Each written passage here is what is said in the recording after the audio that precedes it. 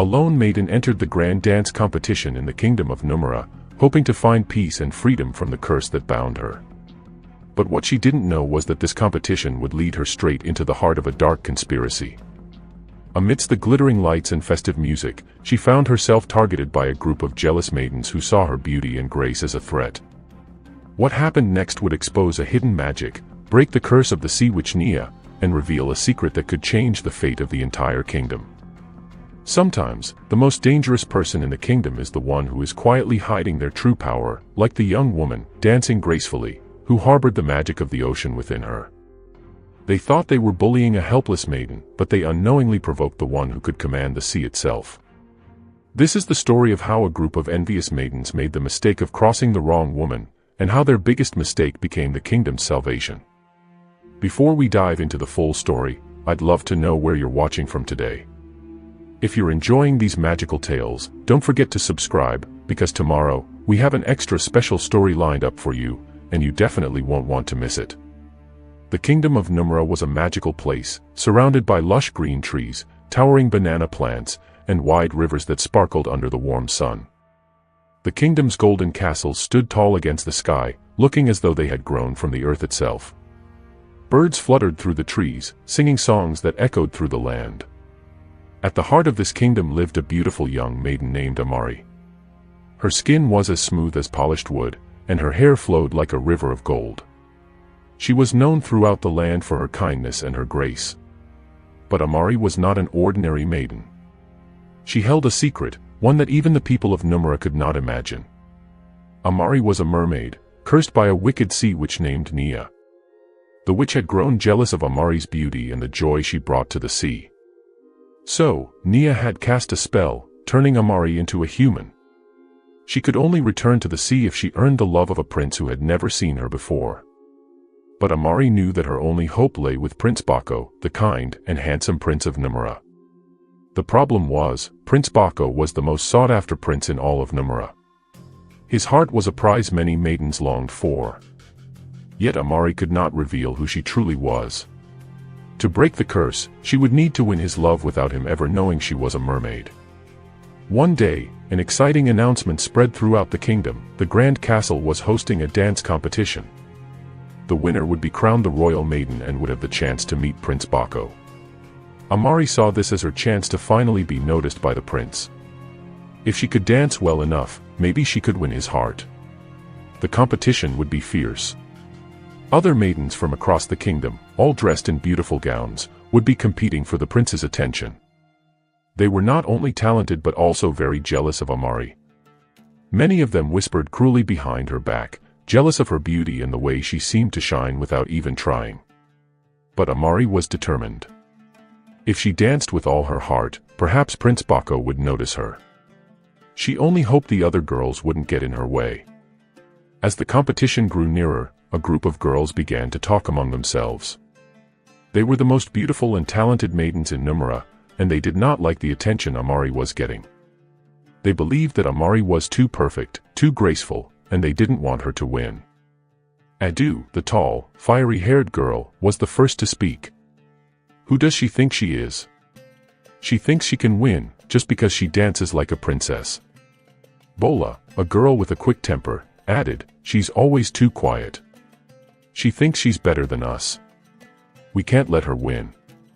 And finally, there was Kemi, a girl who always wore the finest beads and gold jewelry.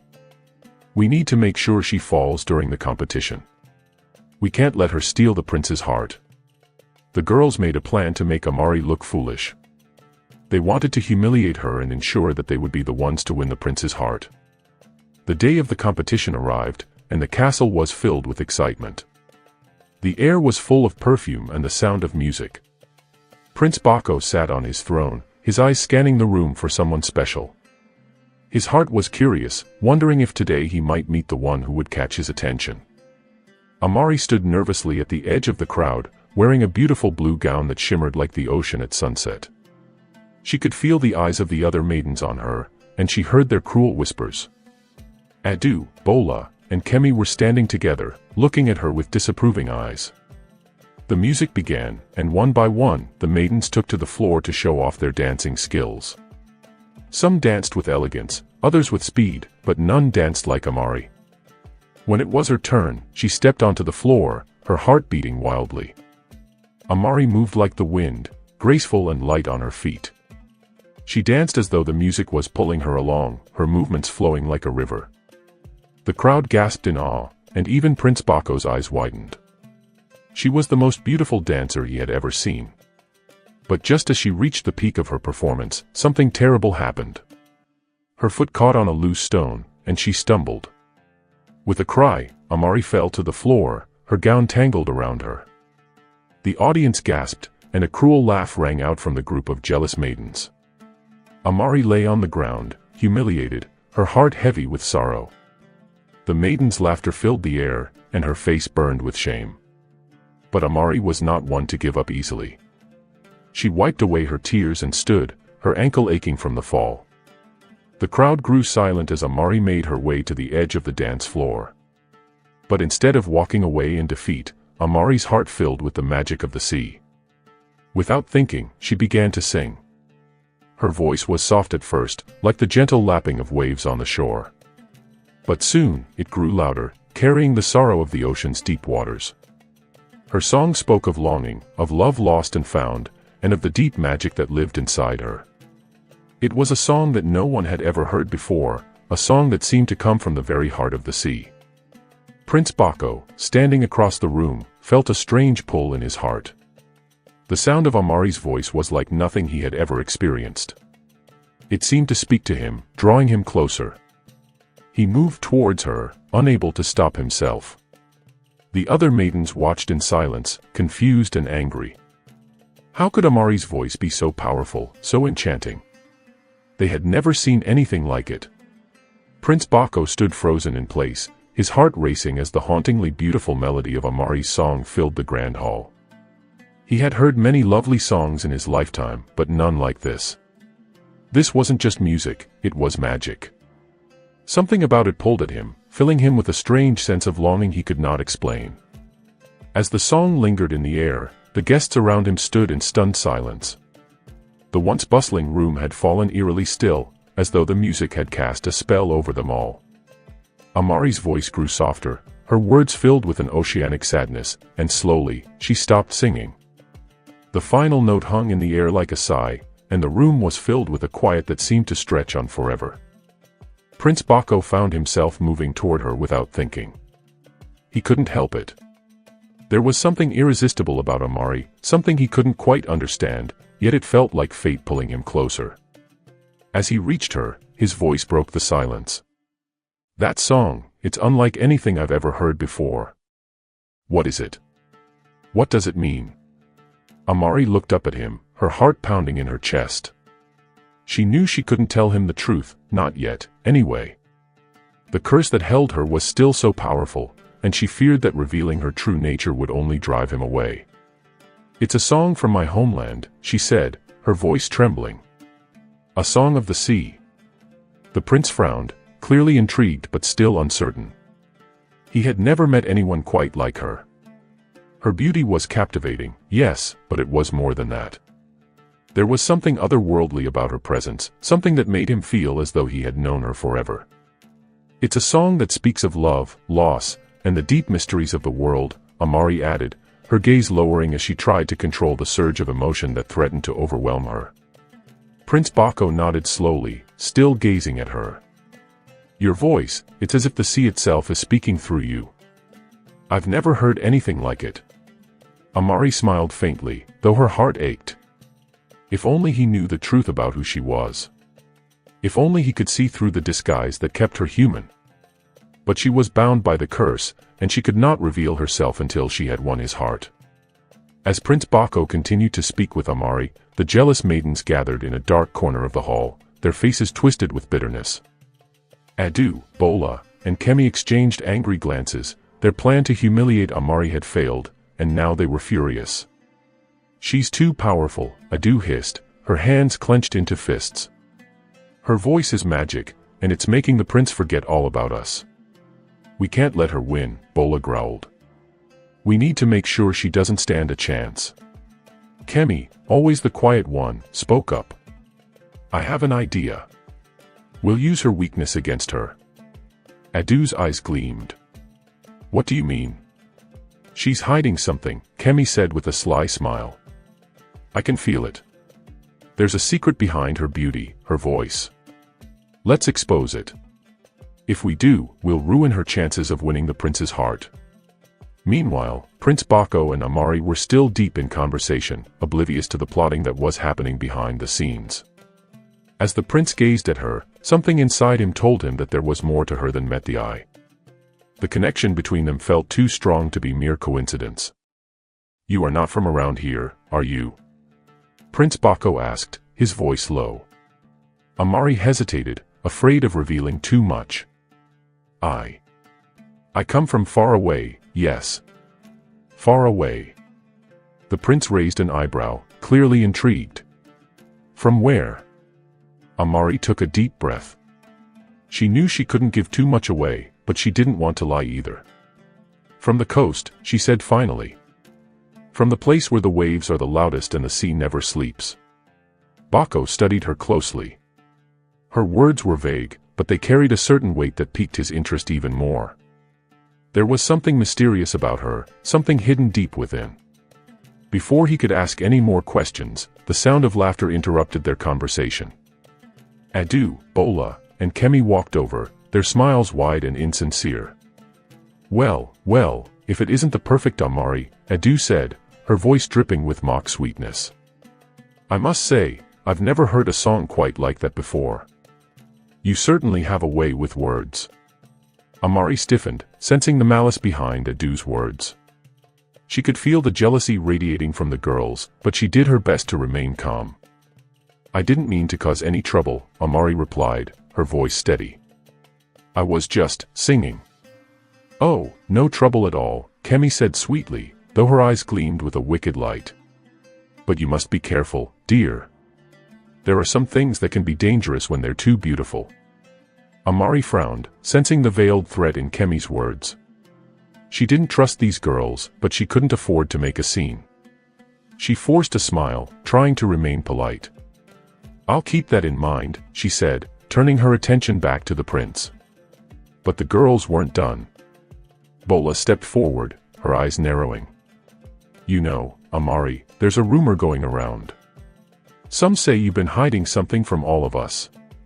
Amari's heart skipped a beat. What were they talking about? A secret, perhaps. Adu continued, her voice full of insinuation. I wonder what it is. After all, no one could be as perfect as you without something being off. The prince watched the girls with a confused look on his face. What are you talking about? We just think Amari might have something she's hiding, Kemi said, her voice soft but sharp. Something that explains how different she is. Amari's heart pounded in her chest. She knew what they were implying, and she couldn't allow it to go any further. If they discovered the truth about her, her curse would never be broken. She would be trapped as a human forever. Amari could feel the tension building as the girls continued their subtle attacks. She knew they were trying to break her, to make her slip and reveal her secret. But she was determined not to let them succeed. Just as the atmosphere became unbearably tense, Prince Bako stepped forward. Enough, he said, his voice firm and commanding. I don't know what you're trying to say, but Amari doesn't deserve to be treated this way. She has shown nothing but kindness, and I will not allow you to spread rumors about her. The girls fell silent, clearly caught off guard by the prince's words. They exchanged uneasy glances but said nothing further. Prince Bako turned back to Amari. Don't listen to them, he said softly. I want to get to know you better, Amari. I feel like there's so much more to you than you've shared. Amari smiled, her heart racing.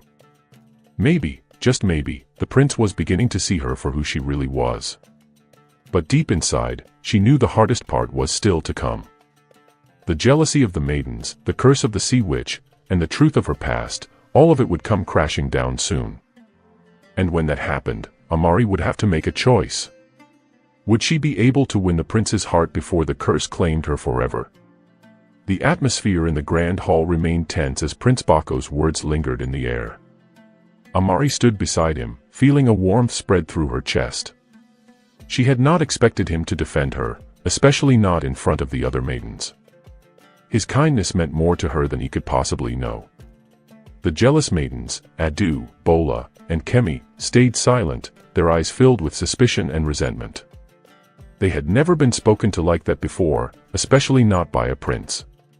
But even though they kept quiet, Amari could feel the anger building within them. Bako turned back to her, his gaze soft and filled with curiosity. "Amari," he began, his voice gentle, "I know there's something special about you. Your song, your grace, it's as though you carry the ocean with you. I can't explain it, but I feel drawn to you." Amari's heart skipped a beat. She wanted to tell him everything about the curse, the sea witch, the deep sorrow that haunted her every day. But she knew she couldn't. Not yet. Instead, she smiled shyly, lowering her eyes to the floor. "Thank you, Your Highness. You are kind." Prince Bako studied her for a moment, then nodded. "I'd like to see you again, Amari. I think I could learn to care for you." His words sent a surge of hope through Amari's chest. Could this be the moment? Could the prince be falling in love with her, despite the curse that bound her? Before she could respond, the sound of a trumpet blared, signaling that the next part of the competition was about to begin. The royal guards opened the grand doors, and the ballroom filled with guests once again, all eager to see the rest of the festivities. Amari and Prince Bako were swept apart by the crowd, but the connection they shared in that moment lingered between them like a secret. Amari spent the next few hours trying to shake off the excitement and nervousness she felt after her conversation with the prince. She didn't know how much longer she could keep her secret from him. But at the same time, a part of her feared that the truth would push him away. What would he think if he knew she was not like the other maidens? What would he do if he found out that she was a mermaid cursed by the sea witch? As the competition progressed, the maidens continued to compete in various challenges, from singing to storytelling to archery. Amari participated in each, her grace and natural talent allowing her to excel, even though the jealous girls watched her every move with growing resentment. Later in the evening, as the moonlight bathed the castle in silver, the final event of the night was announced, a grand masquerade ball, where each maiden would dance with the prince. It was the last chance to win his heart. Amari felt both dread and hope as she joined the other girls in the ballroom. She could feel the weight of her secret pressing down on her, and the thought of dancing before the prince in her true form filled her with fear. But she could not give up now. If she wanted to break the curse, she needed to win his heart, no matter the cost. The grand ballroom was lit with hundreds of flickering candles, casting a warm golden glow over the guests. The soft sound of a harp played in the background as couples danced, their steps in perfect harmony with the music. Amari stood at the edge of the room, watching the dancers with a mixture of awe and anxiety. Her gown shimmered in the candlelight, and she could feel the eyes of the other maidens on her. Adu, Bola, and Kemi had made no secret of their dislike for her, but tonight, they seemed to be plotting something even more dangerous. Amari's heart raced as she noticed them whispering together, their eyes darting in her direction. Suddenly, the doors to the ballroom opened, and Prince Bako entered, dressed in a fine suit of royal blue and gold. His presence commanded attention, and all the maidens gasped in delight. But Amari's heart skipped a beat for a different reason. His gaze was fixed on her. He smiled warmly as he made his way toward her. "Amari," he said softly, his voice filled with admiration, "I've been waiting for this moment." Amari felt a rush of emotions flood through her. The prince was finally paying attention to her, and his smile was enough to make her forget all the fears and doubts she had carried. "Would you do me the honor of dancing with me?" Prince Bako asked, offering her his hand. Amari hesitated for a moment. The prince's gaze was filled with such sincerity that it made her heart ache. She knew this could be the moment that would change everything. Taking a deep breath, Amari placed her hand in his. "I would be honored, Your Highness." The music swirled around them as they took to the dance floor. Prince Bako led her through the steps with ease, his movements strong and graceful.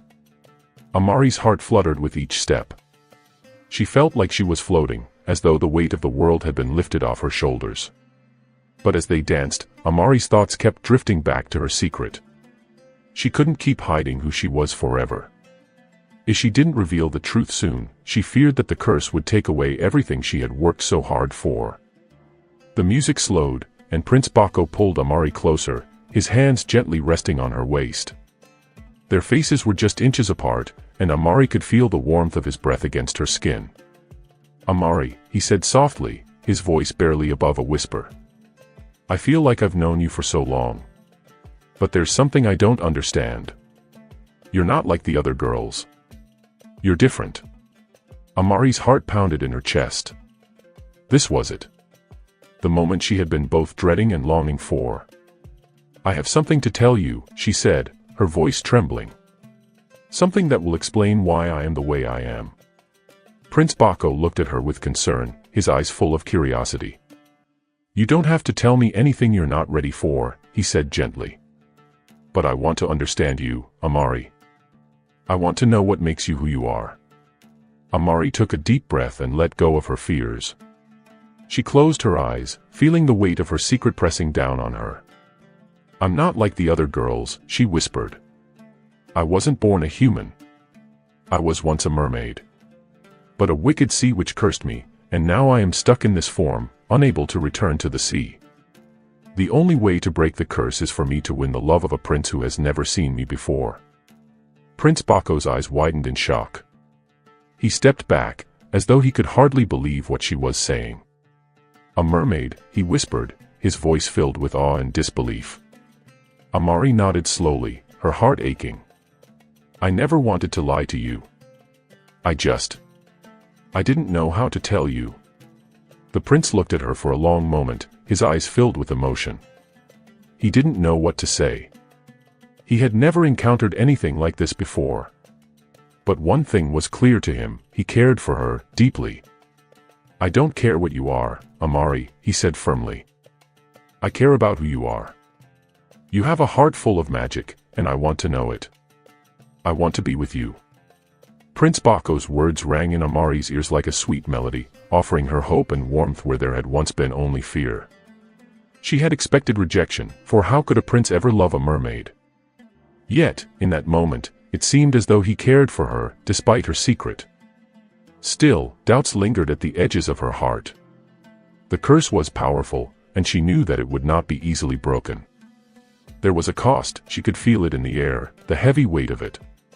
But now, something else was pulling at her, a new sense of urgency. If she didn't act quickly, the sea witch would reclaim her.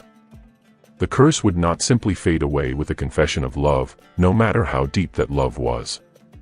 She had to make a choice. Prince Bako stepped closer, his eyes filled with a mixture of awe and understanding. "Amari, I don't care about your past," he said, his voice gentle but firm. "But I need to know more. What does this curse mean for you? What will happen if we can't break it?" Amari closed her eyes for a moment, trying to gather her thoughts. She had kept the truth hidden for so long, but now that the prince knew, she felt as though the weight of the secret had finally been lifted. "The curse, it was cast by Nia, the sea witch," Amari explained, her voice trembling. "She trapped me in this human form and took away my powers. The only way to break it is for me to win the love of a prince. But, it's not just love that's needed. I must have his heart, fully and truly. And if I fail..." She didn't have to finish the sentence. Prince Bako's face fell as the implications sank in. If she failed, the sea witch would drag her back to the depths of the ocean, and she would remain a prisoner forever. "You won't fail," Bako said firmly, reaching out to take her hand. "I'll help you. I promise." Amari's heart swelled with hope, but she knew the path ahead would be dangerous. There was no turning back now. Nia, the sea witch, had a deep and cruel power, and she would not allow Amari to escape without a fight. Back in the shadows of the ballroom, the three jealous maidens watched the scene unfold. Adu, Bola, and Kemi had heard every word exchanged between Amari and the prince, and now they were seething with jealousy and spite. "This cannot happen," Adu hissed, her face twisted in anger. "She cannot win him. She's not even human. She's a monster. We have to stop her," Kemi added, her voice cold and calculating. "The prince is ours. We've worked too hard to let this," Mermaid, ruin everything. Bola nodded eagerly, her eyes gleaming with malice. But how? What can we do? Kemi's lips curled into a sly smile. We use her secret against her. If we can make the prince doubt her, make him question her love, then we win. Adu frowned. How do we make him doubt her? Simple, Kemi said, her eyes flashing. We go to Nia. We know where she lives. If we can find the sea witch and bring her into the castle, we can expose Amari for what she truly is. Then the prince will see her for the dangerous creature she really is. Adu and Bola exchanged uneasy glances. You really think the sea witch will help us? Bola asked. Kemi's smile widened. Of course. Nia will do anything to see Amari fail. She's the one who cursed her in the first place. I'm sure we can make a deal. Amari knew the danger she faced was far from over, even though she felt a glimmer of hope from Bako's words. The next day, she stayed in the castle's gardens, taking a moment to clear her mind. The prince had told her to rest and think about their next steps. He wanted to help her, but she knew that time was running out. She glanced around the lush garden, trying to find peace among the blooming flowers and tall trees. The sunlight filtered through the leaves, casting dappled shadows on the ground. It was peaceful here, almost as peaceful as the ocean itself. But even in this serene place, her thoughts were clouded with worry. How could she possibly escape the curse? She needed Bako's love, but she also needed to be strong enough to face Nia, the sea witch. As she stood up to leave, she heard a rustling sound from the nearby bushes. Startled, she turned to find someone approaching, someone she didn't expect. It was Kemi. What are you doing here? Amari asked, narrowing her eyes. She didn't trust the jealous maiden, not after everything that had happened in the ballroom. I wanted to speak to you, Kemi said, her voice smooth and measured. About the prince. Amari's heart skipped a beat. What about him? Kemi smiled, though her eyes were cold. I just want you to know that I know what you are, Amari. I know you're not really one of us. And I think it's time everyone else knew too. Amari stiffened, her fear rising. What do you mean? I mean, Kemi said, taking a step closer, that your secret isn't as safe as you think. The prince might care about you now, but he's not going to stay by your side if he knows the truth. You'll lose him. Amari felt a shiver run down her spine. Don't threaten me, Kemi, she said, her voice low and firm. I'll do whatever it takes to break this curse. And no matter what you try, I won't let you destroy me. Kemi chuckled softly. Oh, Amari. You misunderstand. I'm not trying to destroy you. I'm trying to help you. You see, I know of a way to break your curse, but it won't be easy. It will cost you something. You'll have to give up something precious to you in exchange. Amari frowned. What are you talking about? Kemi's smile widened. I can show you the way to the sea witch. I can take you to her, help you get what you need to break the curse once and for all. But be warned, there will be a price. You can't get something for nothing. Amari's mind raced. Was this a trick?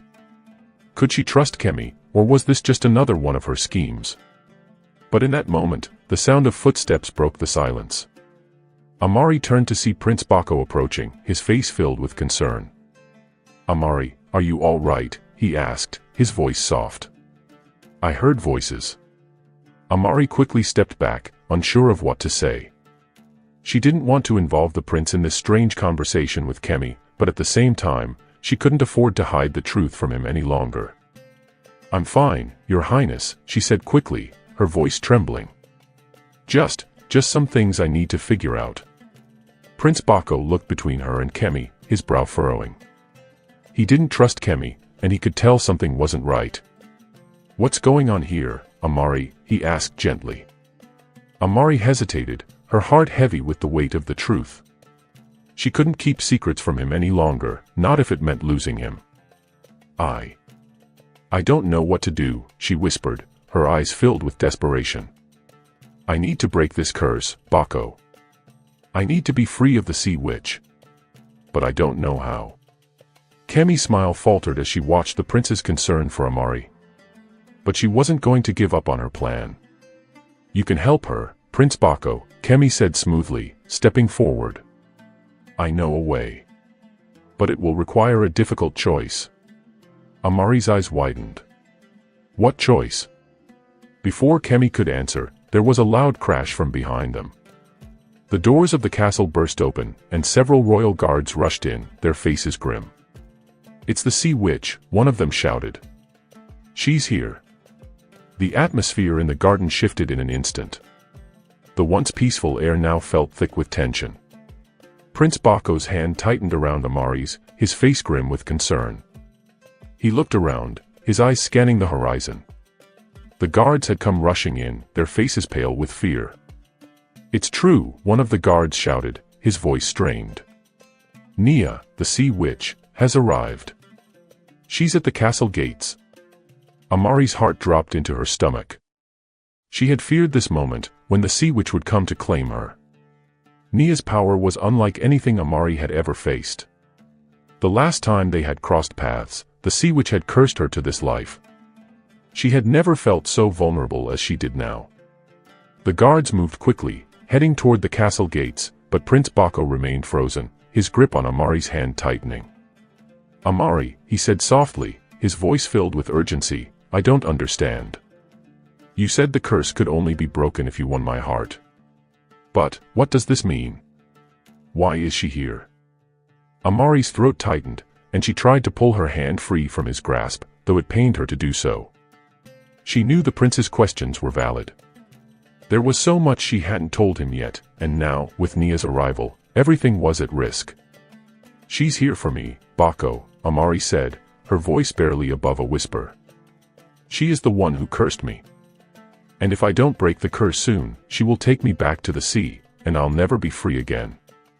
Bako's face darkened, and he pulled her closer, a protective look flashing in his eyes. "I won't let her take you, Amari. We'll figure this out together." Just then, a dark cloud seemed to settle over the castle. The sky above darkened, and the sound of waves crashing violently could be heard, though the castle was far from the ocean. Amari's breath caught in her throat as she knew what that meant. Nia was near. From the distance, Amari could see a figure emerging from the shadowy mist, a figure cloaked in black, her long hair swirling around her like the waves of a stormy sea. Nia's eyes glowed a pale blue, and her skin shimmered with an eerie, ethereal light. She was beautiful but terrifying, her power radiating like the tides crashing against the shore. Amari's heart pounded in her chest. The Sea Witch's arrival meant that everything was coming to a head. There was no more time to waste. She had to act fast, but how? The curse was tied to her heart, and the prince's love was the only key to her freedom. But if Nia had come to claim her, it might already be too late. Prince Bako stepped in front of Amari, his eyes narrowed in determination. He was ready to protect her, no matter what the cost. "Stay behind me, Amari," he said firmly. "I won't let her take you." Amari shook her head. "No, Bako. You don't understand. She's too powerful. If we don't do something quickly, I'll be lost to you forever." Before Bako could respond, Nia's voice echoed through the castle grounds, cold and commanding. "Amari," she called, her voice carrying an unnatural force, "come to me." Amari's legs trembled as she took a hesitant step forward, her heart conflicted. The prince wanted to protect her, but she knew that Nia would not leave without a fight. The curse was powerful, and even love might not be enough to break it. "Amari, come," Nia repeated, her voice smoother this time, like the pull of the ocean's tide. "You cannot escape what you are. The curse is eternal. The prince cannot save you. Amari." Prince Bako cried, but his voice faltered as he looked between her and the approaching Sea Witch. "Don't listen to her." Amari's body ached with the desire to be free. She wanted to stay with Bako. She wanted to be a human, to experience life on land with him, away from the depths of the sea. But the Sea Witch's words tugged at her soul. Could she truly break the curse? Was it even possible for someone like her to find happiness with a human prince? Nia stepped closer, her eyes gleaming with a cold, calculating light. You think your love can break the curse? You think your prince can save you? Foolish girl. You are mine. You always will be. Amari felt a wave of fear wash over her. The sea witch's magic was beginning to swirl around her, wrapping her in a cloak of icy power. The pull of the ocean was growing stronger. She could feel it in her bones. The water called to her, wanting to drag her back into the depths. Bako reached for Amari's hand, his face filled with concern. Amari, please, he begged. Don't let her take you. We'll find another way. We'll fight her together. Amari shook her head, tears welling up in her eyes. I'm so sorry, Bako. I never wanted to deceive you. But I don't think I can stay. Suddenly, the sea witch's laughter filled the air. It was high-pitched, cruel, and resonated like a storm. Nia raised her hand, and the ground beneath them began to tremble. The ocean's magic surged toward the castle, and the very earth seemed to shake with the force of it. You will be mine, Amari, Nia said, her voice a whisper now, though it carried with an undeniable power. You cannot escape me. But just as Nia reached out to claim Amari, something unexpected happened. As Nia's magic reached out toward Amari, Prince Bako took a bold step forward. His eyes locked with the sea witch's, and he drew his sword, holding it out in front of him, determined to protect the girl he had grown to love. I won't let you take her, Bako declared, his voice strong and unwavering. Amari has a choice, and I will not allow you to force her into your dark grasp. Amari's heart leapt in her chest. Could it be? Was the prince truly willing to fight for her, despite the odds? The sea witch's eyes narrowed, and the air around her crackled with dark energy. Foolish mortal, she hissed. You think you can stand against me? Bako didn't flinch. I don't care how powerful you are, he said, his voice steady. I will protect her, and if that means fighting you, then so be it. Amari watched in awe as the prince stood tall, refusing to back down.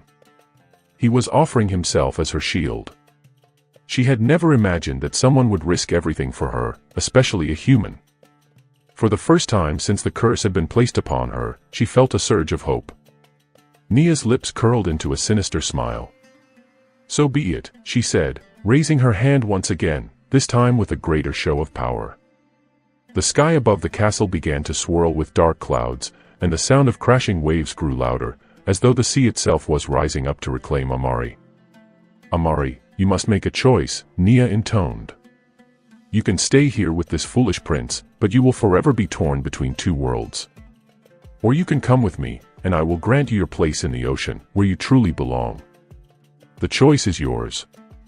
Amari's heart pounded as she looked at Prince Bako, then back at Nia. The sea witch's words weighed heavily on her. Could she live a life as a human, torn between two worlds? Or would she return to the ocean, where she was born, and let go of her dreams of love? For the first time, Amari truly understood the gravity of her choice. The air in the castle garden was thick with tension, as if the very heavens were holding their breath. Amari stood frozen, her heart torn between two worlds. The ocean, the place where she was born, called to her with its deep, ancient pull. But the prince, Bako, stood before her, his unwavering love offering a future she had never dreamed possible. The sea witch's words echoed in her mind, each one more tempting than the last. You must choose, Nia's voice rang out, cool and commanding, as she floated just above the ground, her eyes glowing like the depths of the ocean. Return to the sea, where you belong, and I will release you from this cursed form. You will be free, Amari. You will be a queen in the deep, with power beyond your imagination. Or, you can stay with the prince, but the curse will never be broken. You will always be torn between land and sea, never truly belonging to either. Choose, child, and choose wisely. Amari's heart ached. She longed for the peace of the ocean, the freedom to return to her true self. But Bako's presence, his sincerity, and the love in his eyes made her hesitate. Could she truly leave him behind? Could she live without the warmth of his touch, the promise of a future together? Bako stepped closer, his voice soft but firm. Amari, you don't have to make this choice alone. I'll go with you. I'll fight for you, no matter what. You don't have to return to the ocean. We can find another way." But even as he spoke, Amari could feel the pressure of Nia's magic building around them. The ocean's power tugged at her like a magnetic force, the waves of possibility crashing against the shores of her heart. The sea witch's smile deepened, as if sensing her indecision. "You cannot outrun destiny, Amari," Nia said, her voice a hiss. "The ocean will always claim what belongs to it. You are mine." Amari closed her eyes, her mind spinning. The ocean had been her home for so long. But could she truly leave behind the land, the warmth, the sunlight, and the prince who loved her? She turned to Bako, her gaze filled with sorrow. I don't know what to do. I don't want to hurt you, but I can't ignore the call of the sea. It's a part of me. Always has been." Bako's eyes softened, his hand reaching out to gently touch her cheek. "Amari, no matter what you choose, I'll be here. I will always be here. I love you." Tears welled up in Amari's eyes as she looked at the prince. He had never once asked her to choose between him and the ocean. He was offering her unconditional love, a love that transcended everything, human and mermaid alike. How could she ever leave him behind? But then, Nia's voice sliced through the air like a knife. "Enough of this foolishness," she screeched. "You've made your choice, Amari. And you will regret it." Suddenly, the sky above them cracked open, and a deafening roar of waves echoed through the land. The earth trembled beneath their feet as a giant wave began to rise from the horizon, crashing toward the castle. The sea witch's magic was unleashing a storm, a final attempt to claim Amari. Bako's eyes widened in fear. "We need to go. Now." But Amari knew they were too late. The ocean was coming for her. With a final glance at Bako, she made her choice. "I'm sorry, Bako," she whispered, her voice trembling with sorrow. "I can't fight it anymore. I have to go." Before he could protest, Amari closed her eyes and, with a single thought, allowed herself to slip into the ocean's embrace. The curse had been too strong, the call of the sea too powerful. Her body shimmered, and in an instant, she transformed back into her true form, a beautiful mermaid with flowing hair and shimmering scales. The ocean's magic enveloped her, lifting her from the ground and carrying her toward the storm. Bako reached out, his hand outstretched toward her. "Amari," he shouted, his voice breaking. "Don't go." But Amari was already lost to the waves. The world around Amari blurred as she descended into the depths of the ocean. She felt the cool embrace of the water wrap around her, soothing her troubled heart. The magic of the sea whispered to her, familiar and comforting. This was where she had belonged, where she had always belonged. But as the waves closed in around her, Amari's heart ached with the knowledge of what she had left behind. Bako's face, his kindness, his love, lingered in her mind, and the thought of never seeing him again brought tears to her eyes. "Amari," a voice called to her through the water, soft but commanding. It was Nia, her presence as cold and powerful as the ocean itself. Amari's heart skipped a beat as she turned toward the sea witch, who was waiting for her at the bottom of the ocean. The water shimmered around her, and her dark eyes glowed with an eerie light. "You have made your choice, Amari," Nia said, her voice a gentle but threatening murmur. "But know this, the curse is not over. Not yet." Amari's heart sank. "What do you mean?" "I've chosen the sea." Nia smiled, her teeth sharp and gleaming in the dim light of the ocean. "The curse cannot be undone so easily. The prince's love, the love that you sought, it is the only thing that could have freed you. But now that you have returned to the ocean, you are bound to its depths forever." Amari gasped. No. No. I can't be trapped here again. I was given a chance to break the curse." Nia's smile widened. "You misunderstood. The curse was never meant to be broken by love alone. You had to choose. And now, the prince is lost to you. His love will not be enough to save you now. You are mine, Amari."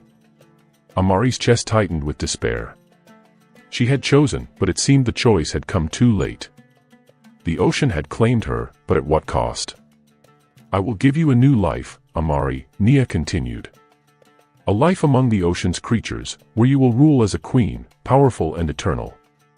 But you will never again feel the warmth of human love. You will never again be truly free. The weight of Nia's words crushed Amari's spirit. She had made the choice, but now the consequences were clear.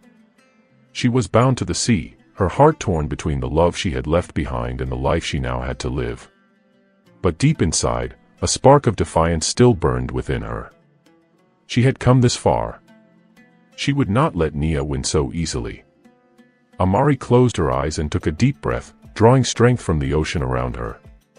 I won't give up, she whispered, though the words felt small in the vastness of the sea. There's always a way. I will find a way to be free. The ocean around Amari pulsed with the rhythm of the deep, its vastness both comforting and suffocating. The water whispered secrets from the darkest corners of the sea, but none of it mattered now.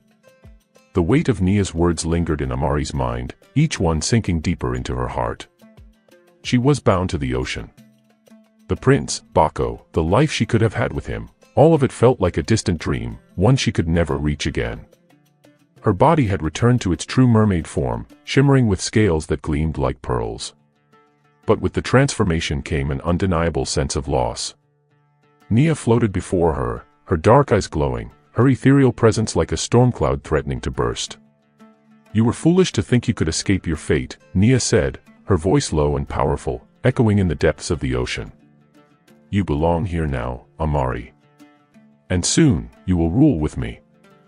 Amari felt the pressure of the ocean tighten around her, the currents pulling her deeper, but she refused to be swallowed by them. I didn't ask for this. I didn't ask for your curse. The sea witch's lips curled into a sinister smile. You didn't ask for it, no. But it was always your destiny. The ocean claimed you, and now, it will shape you. You will forget the human world and embrace your true power. Amari gritted her teeth, refusing to let Nia's words break her. She had made her choice, yes, but it didn't mean she had to give in completely. There had to be a way to break free from Nia's hold. I'll never forget him, Amari said softly, the words escaping her before she could stop them. Baco, he will always be a part of me. Nia's eyes narrowed as if she had heard something that displeased her.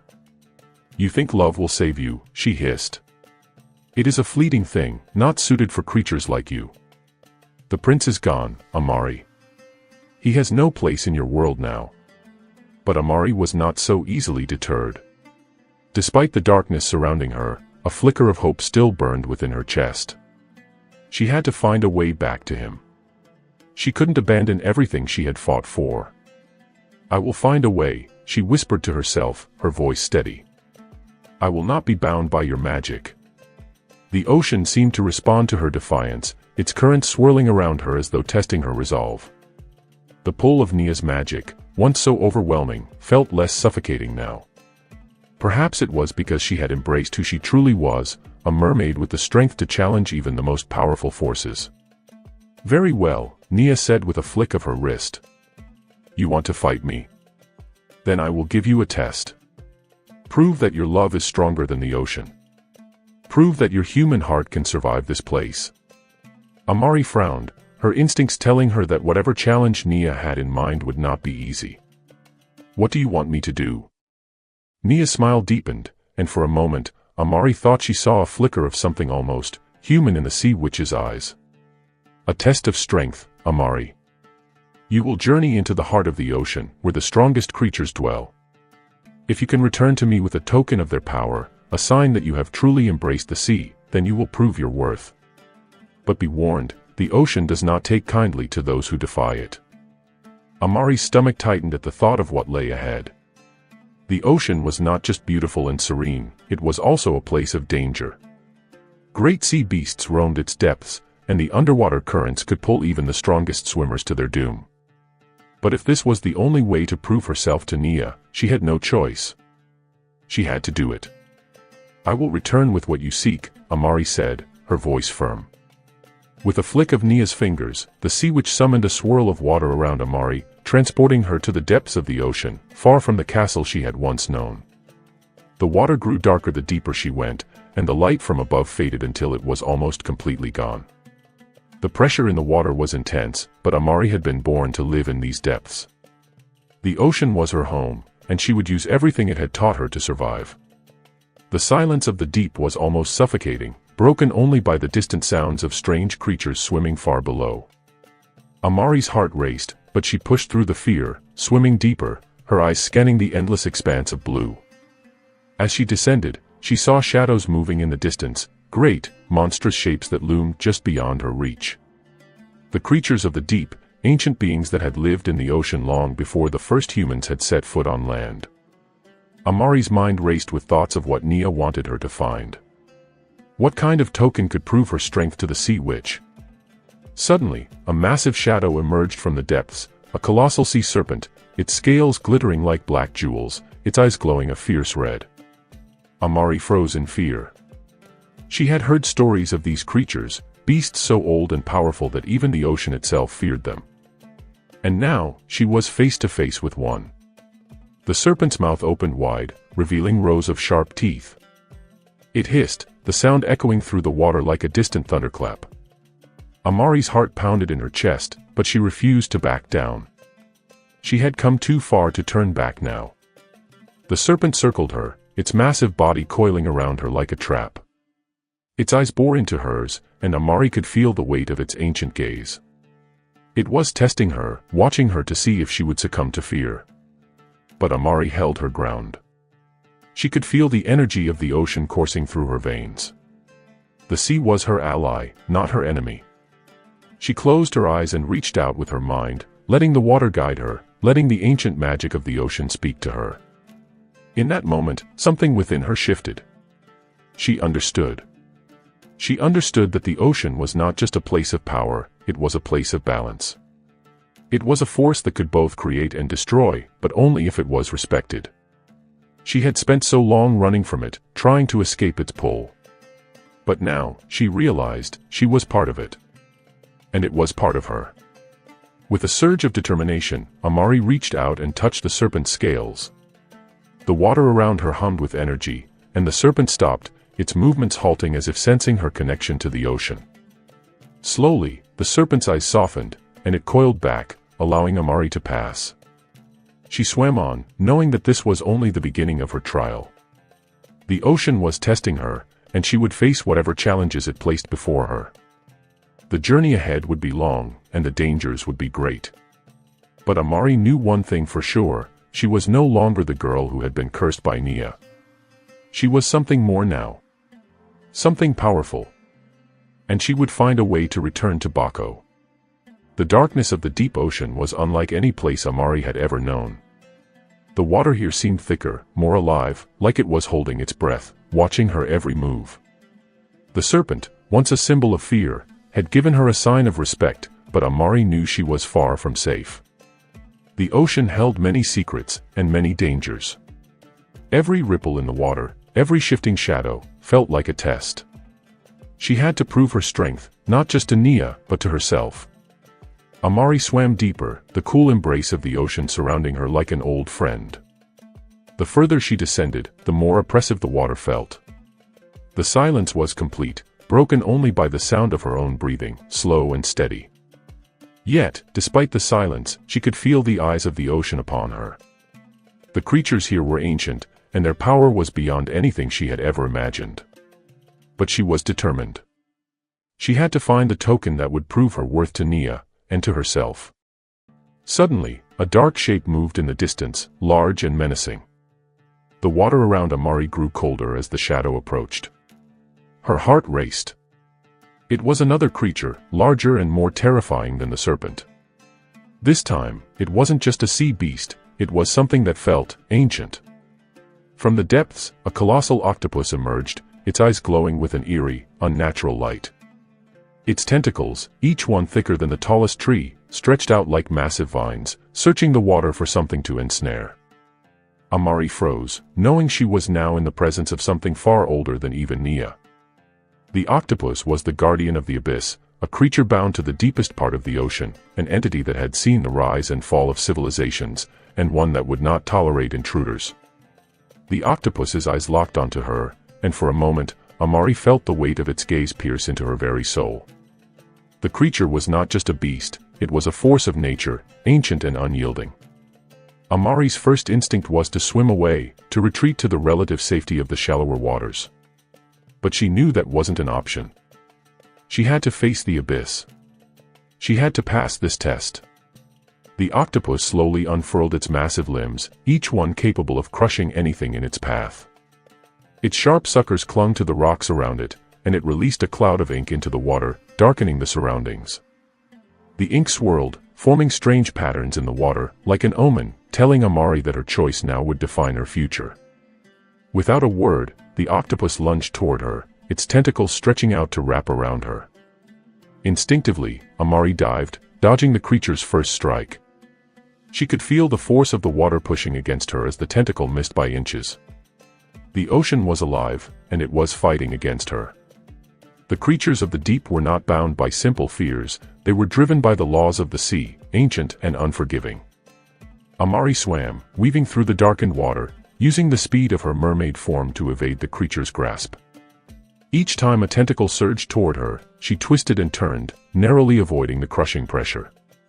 The creature's eyes followed her every move, its movements a mix of deadly precision and overwhelming force.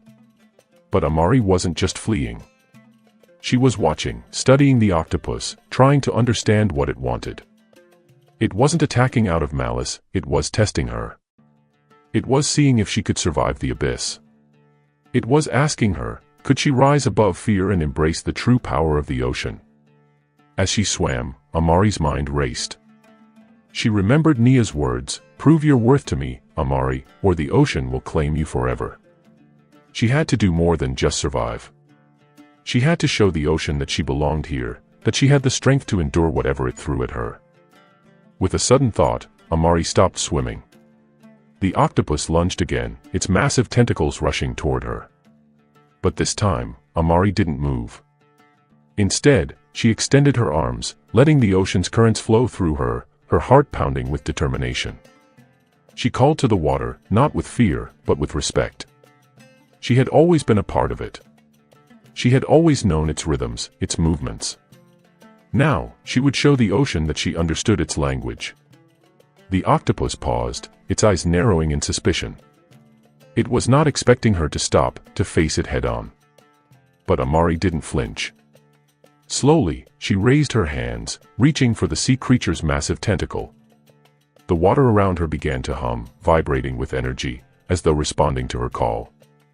The octopus watched her with a growing sense of curiosity, and then, for the first time, it hesitated. The water around them seemed to shimmer, and the space between them pulsed with an invisible energy. With a deep, steady breath, Amari touched the octopus's tentacle, her fingers brushing against its rough surface. And in that moment, something extraordinary happened. The water seemed to shift around them, and a calmness filled the depths. The octopus, once wild and aggressive, slowed its movements. It allowed her to gently guide one of its tentacles toward her, as though it was acknowledging her strength and understanding. Amari closed her eyes, feeling the ancient power of the ocean surge through her. She had passed the test, not by fighting the octopus, but by understanding its nature, by showing the ocean that she was no longer an intruder. She was a part of it. With a final, quiet motion, the octopus withdrew, its tentacles retreating into the darkness of the abyss. Amari, exhausted but resolute, let herself float in the water for a moment, catching her breath. She had earned the octopus's respect, and with it, the ocean's acceptance. Now, she was one step closer to proving herself to Nia. Amari swam on, deeper into the ocean's heart. She had passed the first trial, the test of strength, courage, and wisdom. But she knew the journey was far from over. The ocean held more trials in store for her, and she could feel its power growing stronger with every stroke. The water became warmer as she swam further, the pressure of the depths beginning to ease. Slowly, the ocean began to change. The colors of the water shifted from dark blue to turquoise, and the darkness gave way to light. In the distance, Amari could see something glowing, an ethereal, shimmering light that called to her. It was the heart of the ocean. As she approached the source of the light, she saw that it was a vast coral reef, unlike any reef she had ever seen. The coral was a brilliant shade of gold, its tendrils reaching up toward the surface, shimmering in the light like 1,000 stars. The creatures of the reef swam lazily around, their movements graceful and fluid. It was a place of peace, a sanctuary within the ocean's depths. At the center of the reef, there was a large stone altar, covered in moss and seaweed. And on that altar lay the token she sought, a pearl, larger than any she had ever seen, glowing with an inner light that seemed to pulse with the heartbeat of the ocean itself. Amari swam forward, her heart racing. This was it, the token that would prove her strength, her worth to the ocean, and to Nia. But as she reached out to take the pearl, something strange happened. The water around her grew cold again, the peaceful atmosphere turning tense. The creatures of the reef swam away, as if sensing an intruder. And then, from the shadows, something emerged. A figure, cloaked in darkness, stepped forward. It was a mermaid, but not like any Amari had ever seen. Her skin was pale, almost ghostly, and her eyes were dark, hollow. She was older than Amari, her long hair flowing like black seaweed around her, and her voice carried a weight of sorrow that seemed to come from the depths of time. "Why do you seek the heart of the ocean?" the figure asked, her voice echoing in the water. Amari's heart skipped a beat. "I seek the token to prove my strength," she said. "I must prove myself to the ocean, to Nia." The figure's eyes narrowed. "Nia. The sea witch." She laughed, a low, haunting sound. "You think Nia's tests will make you worthy of the ocean? You are mistaken, child. The ocean is not something to be owned or controlled. It is a force of nature, untamable and eternal." Amari's chest tightened with fear. "Who are you?" The mermaid's face softened, her expression filled with sorrow. "I was once like you," she said, her voice heavy with regret. "But I was deceived by Nia. She promised me power, but she only left me broken and alone. You cannot win her favor, Amari. You cannot break the curse." Amari's heart sank. This mermaid was proof of the dangers of seeking power from Nia, and yet, Amari knew she could not stop now. She had to finish what she had started. But the mermaid's words haunted her, and Amari wondered if she, too, would become lost in the ocean's depths, forever trapped in Nia's web. The eerie silence that followed the mysterious mermaid's warning pressed heavily on Amari's chest. She floated in the water, her mind racing. The mermaid's face had been filled with sorrow and regret, but there had been a sharp edge to her voice, a warning that Amari could not ignore. Could Nia really have the power to trap her in the ocean forever, just as the mermaid had been trapped?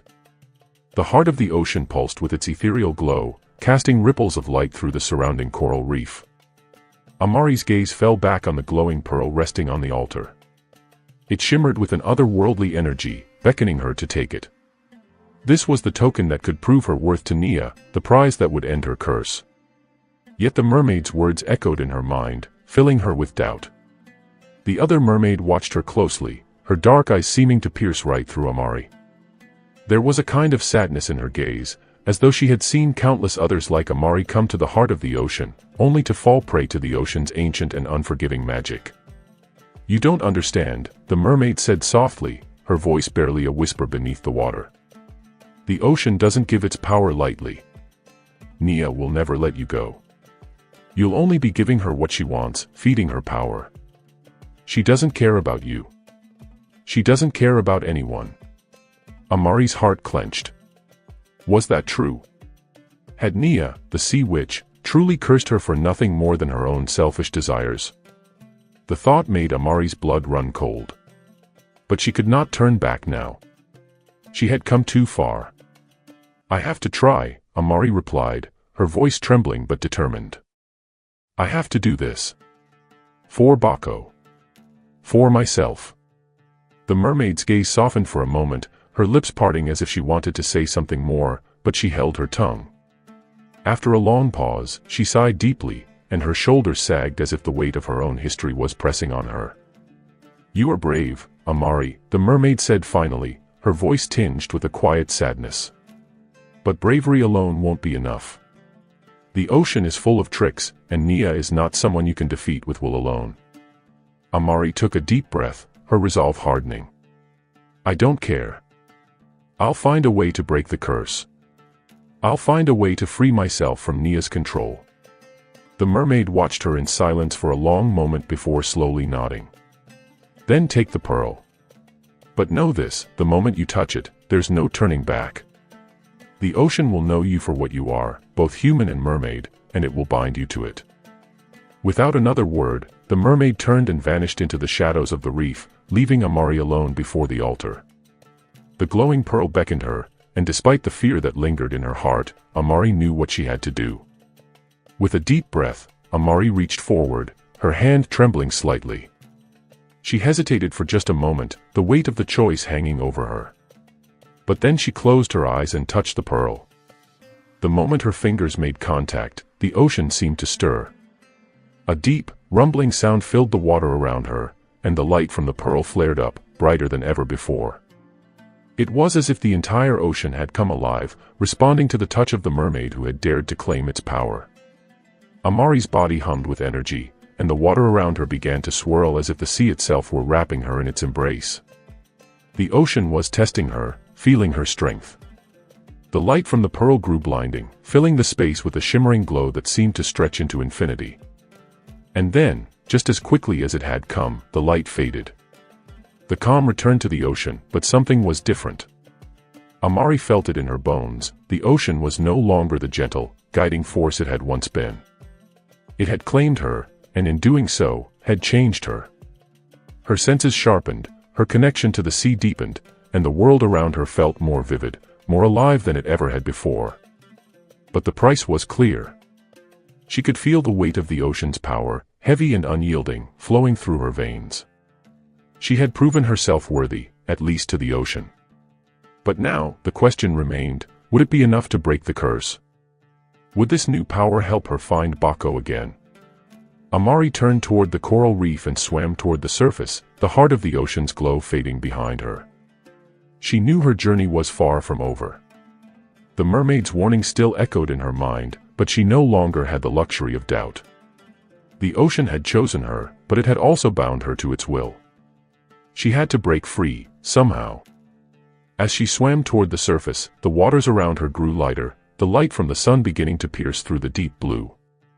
The world of air was drawing closer, but it seemed so far away, as if it had become a distant memory. Her heart raced as she thought of Bako. He had been her reason for everything, her reason for coming to the kingdom, for seeking out the dance competition, for risking everything to break Nia's curse. Could she return to him now, or was she truly lost to the sea forever? With each stroke, Amari swam faster, the familiar sights of the surface world drawing nearer. The sunlight broke through the water's surface in rays of gold, and she broke through the waves with a gasp, taking in the fresh air as though she had been starved of it for years. But something felt wrong. The world above the water was different, darker than before. The sky, once bright and welcoming, seemed clouded, and the winds felt colder against her skin. The sounds of the kingdom, the laughter, the music, the hustle and bustle, were gone, replaced by an eerie silence. Amari's heart thudded in her chest as she looked around. Where was the kingdom? Where was the grand castle where Bako resided? Panic began to rise within her, and she swam towards the shore, her mind racing with fear. Something was wrong. She could feel it. The ocean's pull was still strong within her, and yet, there was something off about the world she had returned to. It was as though the very land itself was shifting. And then, she saw it. In the distance, she caught sight of a figure standing on the shore. A tall, slender silhouette, almost ghostly against the darkening sky. Amari's heart skipped a beat. Could it be him? Could it be Bako? But as she swam closer, her breath caught in her throat. The figure was not Bako. It was a man she had never seen before. A man dressed in regal, yet worn clothing, his face obscured by a hood. He stood tall and still, as if waiting for her. Amari stopped in her tracks, her heart pounding. Who was this stranger? What was he doing here, so far from the kingdom? And why did the ocean seem to have brought her to this strange place? Amari's pulse quickened as she stared at the figure standing motionless by the shore. The darkened sky above, the strange silence that had overtaken the kingdom, and the mysterious men, everything felt wrong, like the world had shifted beneath her feet. She had just escaped the depths of the ocean, its power coursing through her, but now the land seemed unfamiliar, distant. The man stood tall, his face hidden beneath a deep hood, casting his features in shadow. He wore a long, dark cloak that billowed slightly in the wind, his presence seeming out of place in the gentle waves that lapped against the shore. The air around him was still, as if even the breeze dared not disturb his stillness. Amari's instincts told her to be cautious, but her heart, still aching for Bako, drove her forward. She had come so far to find him, and now, here, in this unfamiliar world, the stranger seemed to be the only other living soul. "Who are you?" Amari called, her voice strong but laced with uncertainty. Her heart raced as she swam closer to the shore, the soft glow of the ocean's magic still lingering within her. The light from the heart of the ocean had faded when she left the water, but the power still hummed within her, faint but present. The figure didn't move, didn't respond immediately. For a long moment, the only sound was the rhythmic lapping of the waves. The air was heavy with tension, and Amari couldn't shake the feeling that something momentous was about to unfold.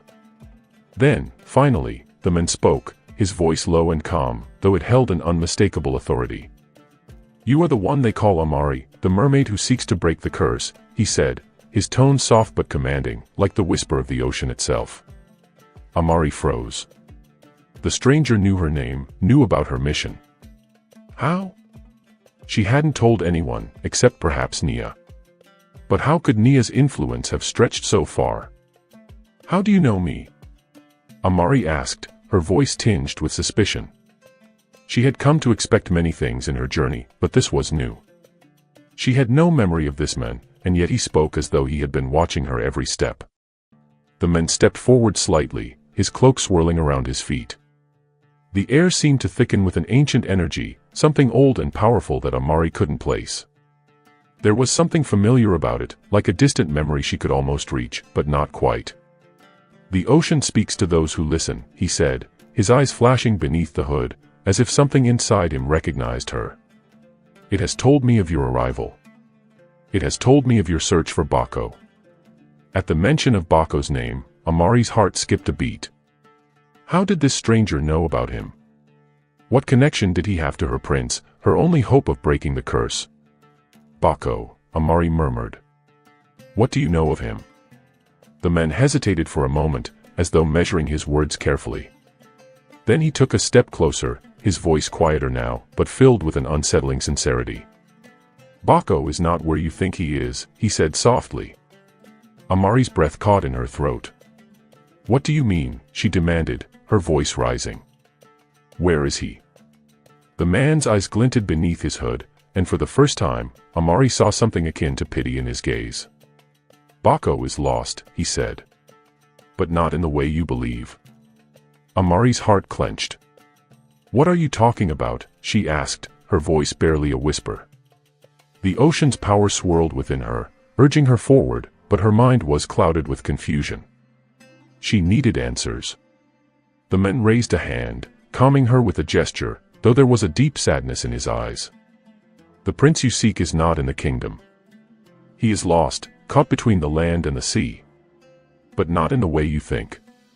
Amari's thoughts raced. Bako was lost. Caught between the land and the sea. Was this a curse, like the one that had trapped her? Had something happened to him after the competition? Was he now trapped as she had been? "Where is he?" Amari asked again, her voice breaking. The man's gaze softened, and for a moment, he looked almost like someone who had seen too many lost souls, his heart heavy with the weight of his knowledge. "He is not far," the man said.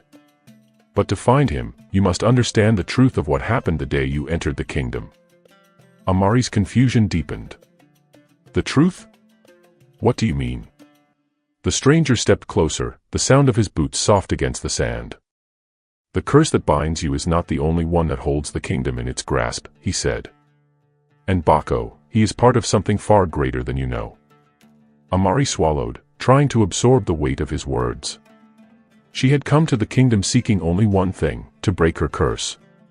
She had thought Bako's love would be her salvation, that together they could escape the hold of Nia. But now, it seemed there was something deeper at play, something more dangerous than she had ever imagined. Who are you? Amari asked again, her voice steady despite the turmoil inside her. The man removed his hood, revealing a face that was both familiar and foreign. His features were sharp, his skin dark, his eyes piercing, like they had seen the very soul of the ocean.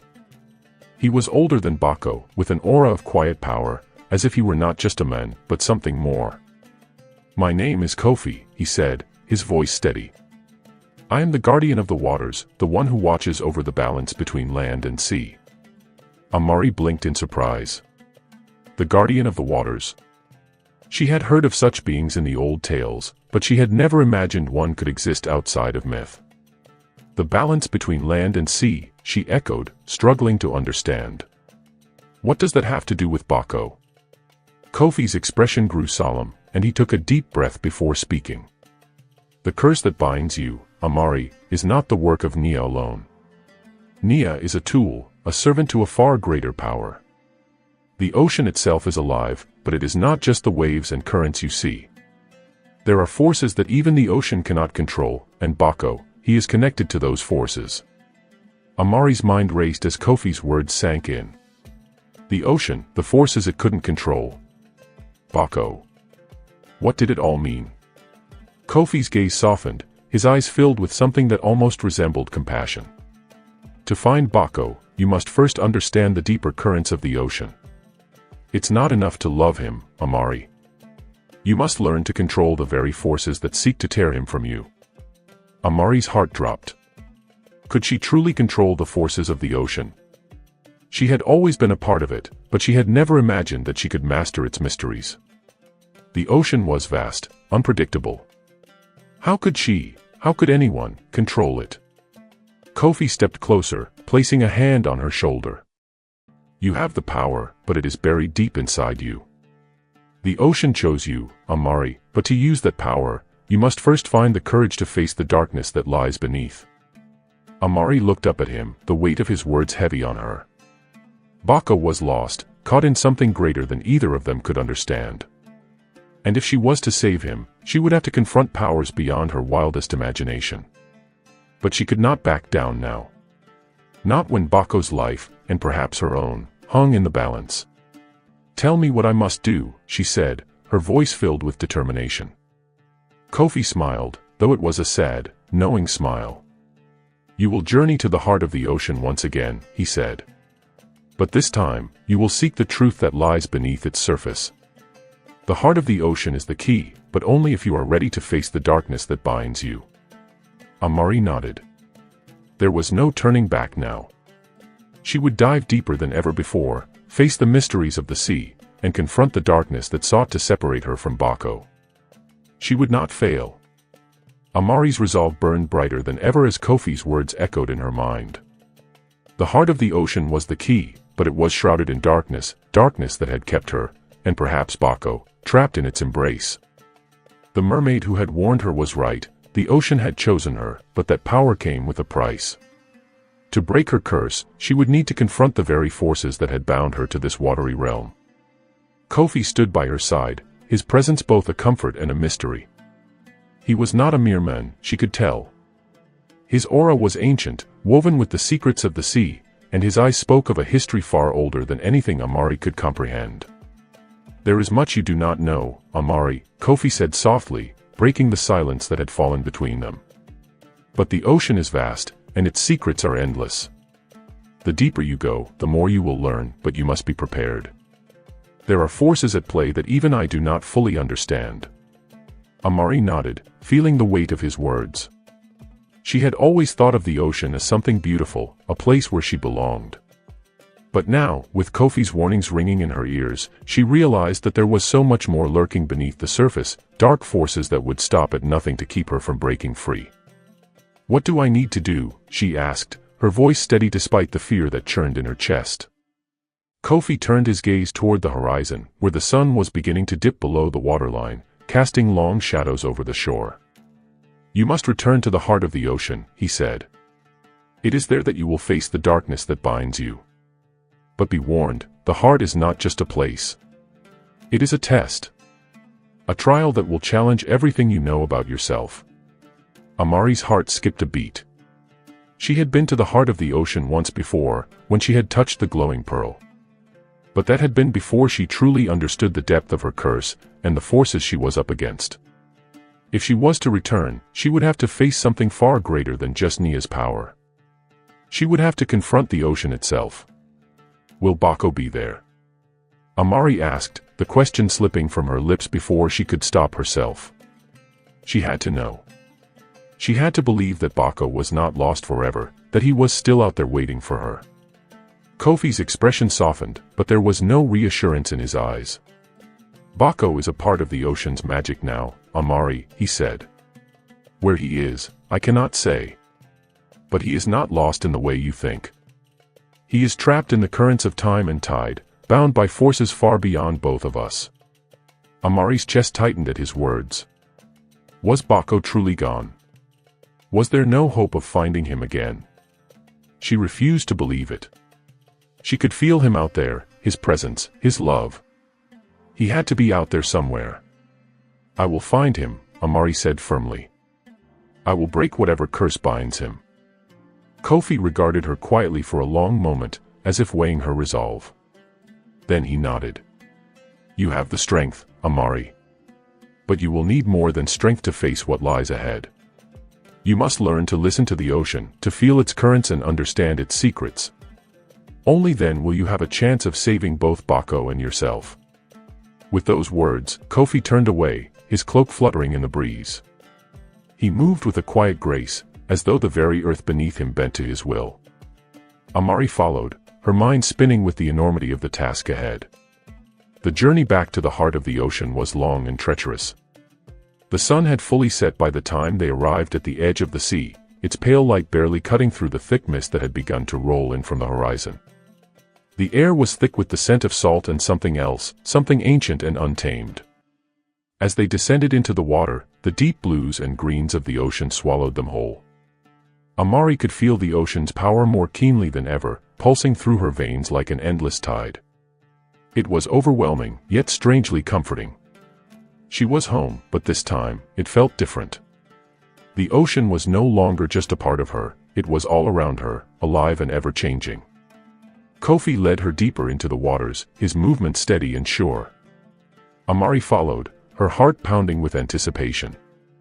The closer they got to the heart of the ocean, the more the waters seemed to pulse with an otherworldly energy. She could sense the magic in the air, thick and heavy, as if the very ocean was holding its breath. Finally, they reached it, the heart of the ocean. It was not a place Amari had expected. The glowing pearl that had once rested on the altar now hung suspended in the water, surrounded by a glowing, ethereal mist. The waters around it seemed to shift and move with a life of their own, as if the very currents were alive, swirling in response to her presence. This is where it all began, Kofi said softly, his voice reverberating in the water. This is where you will face the darkness that binds you. The ocean has many faces, Amari. Some are kind, others cruel.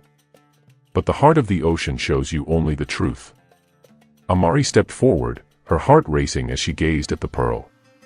It was beautiful, but there was something unsettling about it now. The closer she got, the more she could feel the darkness swirling beneath its surface. It was as if the ocean itself was waiting, watching, ready to reveal the truths it had kept hidden for so long. You must touch it, Kofi said. But remember, what you see, what you experience, may not be what you expect. Amari hesitated, her hand hovering over the glowing pearl. She could feel the pull of it, the urge to touch it, to learn its secrets. But a part of her, a small voice in her mind, warned her to be careful. The ocean had always been a part of her, but now she was about to dive deeper into its mysteries than she had ever imagined. With a deep breath, Amari reached out and touched the pearl. The moment her fingers made contact, the world around her seemed to shift. The waters around her began to swirl, faster and faster, until she felt herself being pulled under. She gasped, but the water swallowed her whole, and for a moment, everything was darkness. When her eyes opened again, she was no longer in the ocean. She was in a vast, empty space, surrounded by darkness. The air was heavy, oppressive, as if the very atmosphere was made of sorrow and despair. A voice echoed through the space, a voice that Amari knew all too well. Amari, the voice whispered, soft and haunting. You have come seeking the truth. But are you prepared for what you will find? It was Nia, the sea witch. Amari's heart clenched at the sound of her name. What had she done? What did Nia want from her? You are bound to the ocean now, Amari, Nia's voice continued, echoing in the dark space. You are a part of its magic, just as Bako is. But you are also a prisoner. And the ocean will never let you go. Amari's breath quickened. Was this the truth?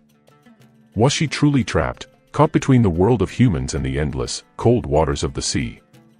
I will break free, Amari whispered, her voice steady despite the fear that bubbled up inside her. I will save Bako, and I will break the curse. A dark laugh filled the space, chilling Amari to her core. You cannot break free. The ocean's magic is older than time itself. You belong to it now. Suddenly, the darkness began to shift. Amari saw a figure emerging from the shadows, Bako. His face was pale, his eyes filled with an empty sorrow.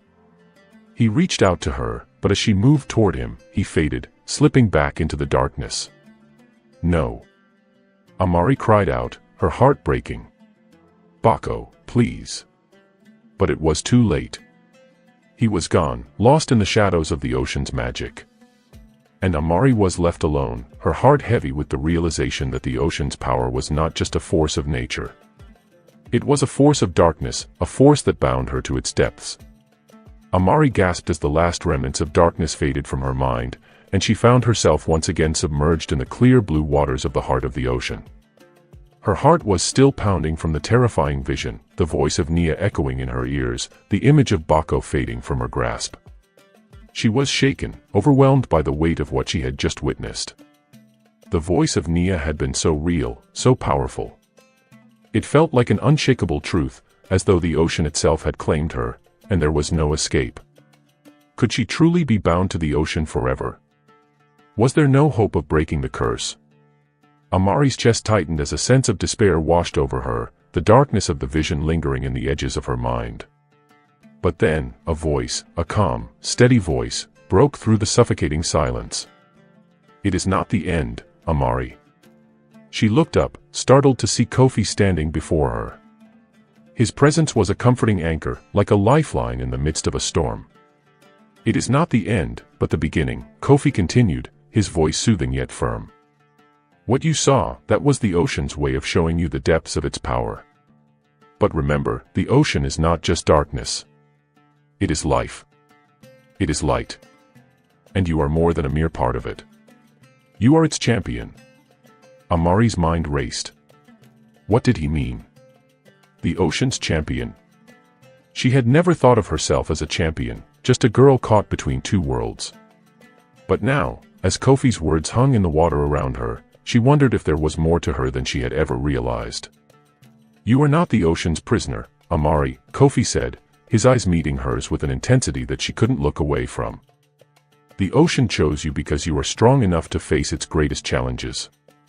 The darkness you saw. It is not the truth. It is a trial. A test. And you can overcome it, if you have the courage to face it. Amari swallowed, trying to steady her breathing. She had always believed that the ocean was her home, but now she understood that there was much more to it. The ocean was not just a peaceful, beautiful place, it was a force of nature, as unpredictable and powerful as the storm that could swallow an entire village. And she, Amari, was caught in its currents, drawn into a struggle for something greater than she had ever imagined. But Bako, Amari whispered, her voice trembling. He is still out there. I saw him. I saw him fading away. The darkness took him. Is it too late to save him? Kofi's expression softened. Bako is not lost to the darkness, he said gently. But he is trapped in a place where you must be willing to go, into the very heart of the ocean's magic. You both share a bond, Amari. A bond that is stronger than the curse that binds you. But to free him, you must understand what it means to truly master the ocean. Amari felt a surge of hope rise within her. Was it truly possible to save Bako? Could she break the curse and set them both free? She had to believe it was. She had to believe that she wasn't just trapped in a never-ending cycle of despair, that there was a way out. For Bako, for herself, for the life they had once dreamed of. "I'm ready," Amari said, her voice filled with newfound determination. "I'll do whatever it takes. If the ocean wants me to be its champion, then I'll fight. I'll fight to free us both." Kofi nodded. "That is the spirit I knew you had inside you. The ocean has many faces, but it also has many paths. The way forward is not through force, but through understanding. You must learn to listen to the ocean, to the wind, to the very creatures that live within its depths. They will guide you." The waters around them began to swirl gently, as though in response to Kofi's words. Amari could feel a sense of peace rising within her, as if the ocean itself was beginning to accept her once more, no longer as a prisoner, but as its ally. She had a mission to fulfill, a destiny to claim, and she would not stop until she had saved Bako. For the next several days, Amari and Kofi journeyed deeper into the heart of the ocean. The sea was vast, its depths unfathomable, and the more Amari saw, the more she realized just how little she truly understood about the forces that governed it.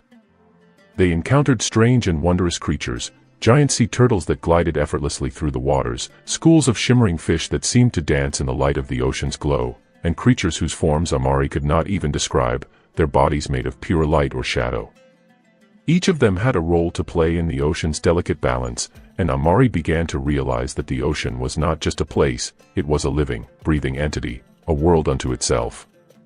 Kofi taught her to listen to the whispers of the sea, to feel the currents and understand the secrets they carried. She learned to communicate with the creatures of the deep, to read the patterns in the waves, to sense the shifts in the tides. She learned that the ocean's power was not just a force to be controlled, it was a force to be understood, embraced.